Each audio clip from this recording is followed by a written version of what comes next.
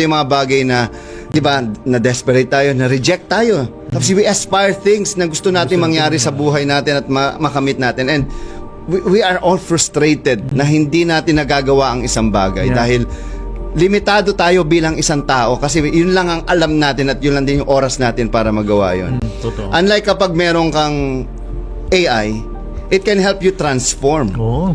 You can translate it into something that you want to do. For example, animation. I've been doing animation for the longest time. Sa mga nakikinig, ako po ang kumbaga voice acting director ng Dayo sa mundo ng Elementalia. At ako rin nagboses tatlong karakter doon, si Toti. Yun yung kaboses ng at umanaw nating idol na si Mike Enriquez, yung hanapin ninyo at wag ninyong tarantanan. Yan. Yun yung karakter niya doon. Tapos yung isa naman yung monster, yung si Halan. Yan yung puno na naging monster. Yung sabi niya, hindi siya kailangan magtagumpay. O, di ba? Galing. So imagine mo yun.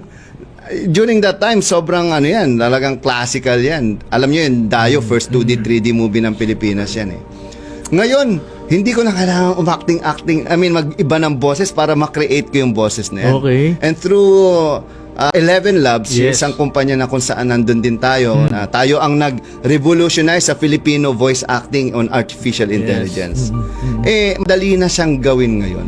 Oo. So ngayon, yung transformation na yan, kasi di ba, we're looking for a hero but we cannot find one until we realize that hero is us. Tayo. Di ba, hinahanap natin yung isang bagay, isang ugali sa ibang tao. Kaya kapag tayo, halimbawa, may tinulungan tayo, tapos hindi natin nakamit o hindi nila binalik sa atin yung pagmamahal at yung respeto na binigay natin sa kanila, nafu-frustrate tayo eh. Correct. Di ba? Na-desperate tayo. So, since AI came in di ba, meron kasi ako, marami akong mga graphic designer, nakita nyo, mga post yan, nag-hire pa ako. May mga bagay siyang hindi magawa. And because of artificial intelligence, nagagawa ko na ngayon.